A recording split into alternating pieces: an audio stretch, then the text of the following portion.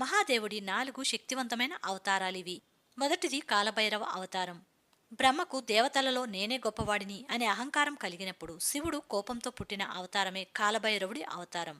కాలభైరవుడు తన త్రిశూలంతో బ్రహ్మకు అహంకారం కలిగించిన తలను నరికివేస్తాడు. రెండవది వీరభద్రుడి అవతారం. సతీదేవి దేహాన్ని త్యాగం చేసినప్పుడు శివుడు వీరభద్రుడి అవతారం ఎత్తి దక్ష ప్రజాపతి యజ్ఞాన్ని నాశనం చేశాడు.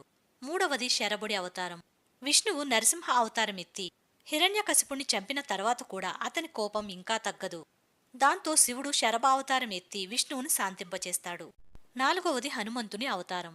హనుమంతుణ్ణి శివుడి రుద్రావతారంగా భావిస్తారు. మహాదేవుణ్ణి భస్మాసురుడు భస్మం చేయడానికి ప్రయత్నిస్తున్నప్పుడు శ్రీహరి మోహిని రూపం దాల్చి భస్మాసురుణ్ణి వధిస్తాడు.